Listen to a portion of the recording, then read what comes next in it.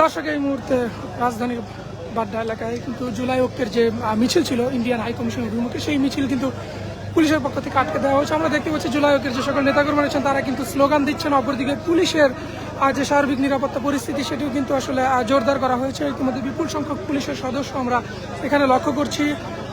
পুলিশের পাশাপাশি কিন্তু এখানে পুলিশের যে এপিসি রয়েছে সেই এপিসি কিন্তু নিয়ে আসা হয়েছে। সাউন্ড আর টিয়ার শেলার মানে অন্যান্য যে প্রস্তুতি আসলে থাকে পুলিশের, সেই সকল ধরনের প্রস্তুতি কিন্তু আমরা লক্ষ্য করছি। আমরা দেখছি যে জুলাই ঐক্যের ব্যানারে যারা এখানে এসেছিলেন তারা ইতিমধ্যেই কিন্তু এখানে বিক্ষোভ করছেন এবং যে ব্যারিকেড ছিল আসলে পুলিশের পক্ষ থেকে যে ব্যারিকেডটি দেওয়া হয়েছিল সেই ব্যারিকেড কিন্তু ইতিমধ্যে সরিয়ে দেওয়া হয়েছে। আমরা অনেকটা মুখোমুখি অবস্থানে দেখতে পাচ্ছি যে পুলিশ সদস্য এবং জুলাই ঐক্যের যে সকল নেতাকর্মীরা রয়েছেন তারা কিন্তু এই মুহূর্তে মুখোমুখি অবস্থানে রয়েছেন।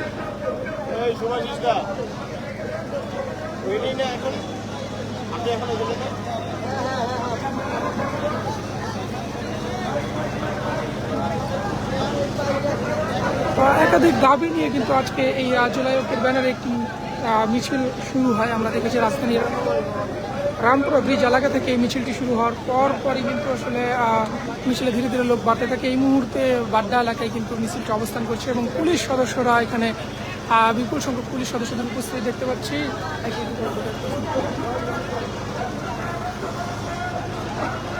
আমরা কিন্তু দেখতে পাচ্ছি যে আসলে জুলাই ঐক্যের ব্যানারে যে সকল নেতাকর্মীরা এখানে এসেছিলেন এই ইন্ডিয়ান হাই কমিশন ঘেরাও উপলক্ষে তারা কিন্তু ইতিমধ্যেই একরকম মুখোমুখি অবস্থানে নিয়েছেন। তারা স্লোগান দিচ্ছিলেন। পুলিশ সদস্যরাও এখানে আসলে বিপুল সংখ্যক পুলিশ সদস্য মোতায়েন করা হয়েছে। আর সব মিলিয়ে এক ধরনের উত্তেজনাকর পরিস্থিতি কিন্তু আমরা এখানে লক্ষ্য করছি।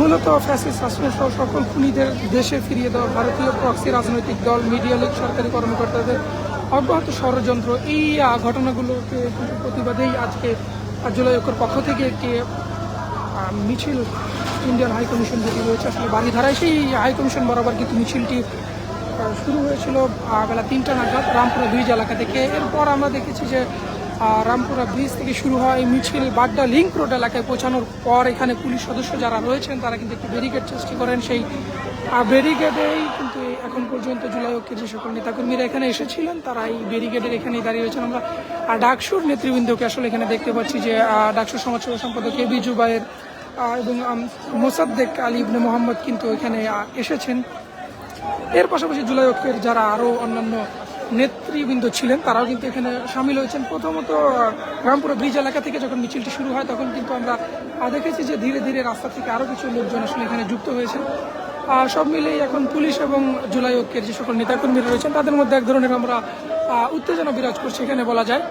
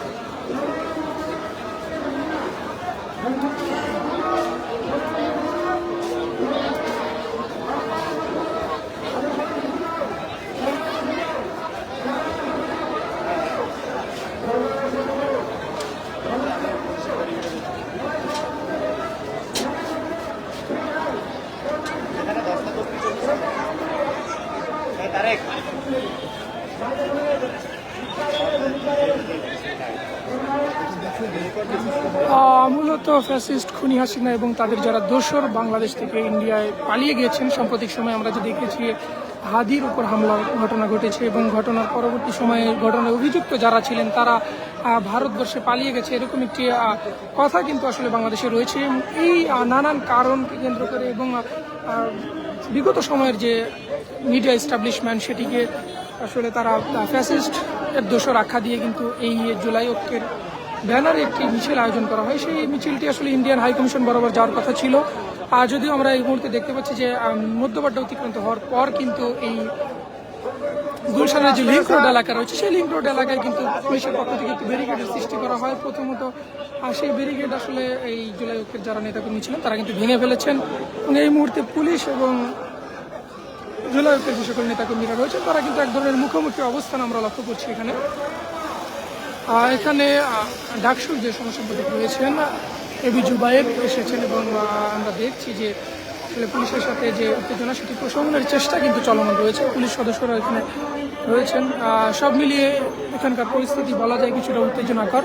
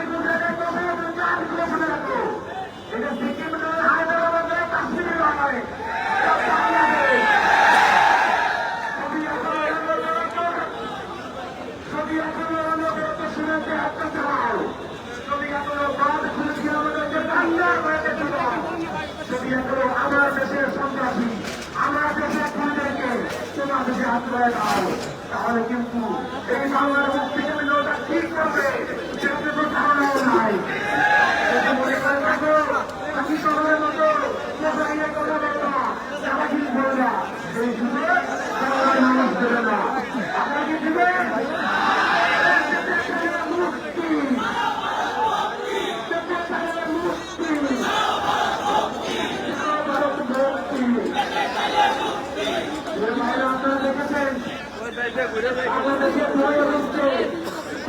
বাংলাদেশের হচ্ছে হত্যা করেছে খুনি হাসিনা, মাদারব কিলার সে খুনি হাসিনাকে আশ্রয় দিয়ে প্রশ্রয় দিচ্ছে কিন্তু ভারত।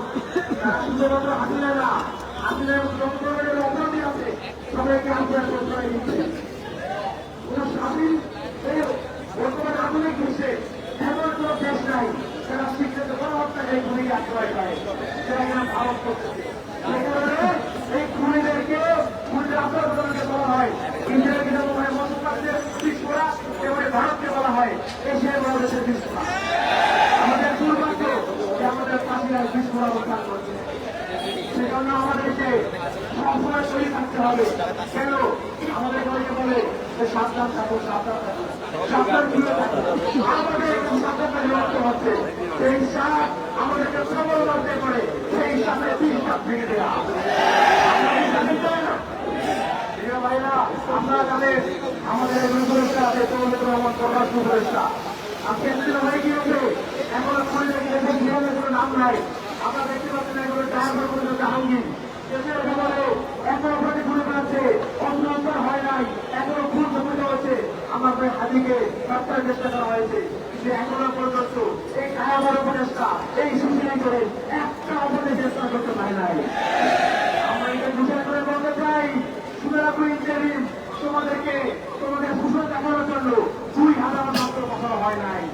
যদি তোমরা আরো দূরে লাগাও এই কবি রহমান যদি তোমার ঘুরে থাকে শেষে ফিরে গেলে সঠিক কাজ করতে ব্যস্ত হয় তাহলে শুধুমাত্র তোমার কথা দেবে না হাসিনাকে সেই শক্তির চেয়ার চায়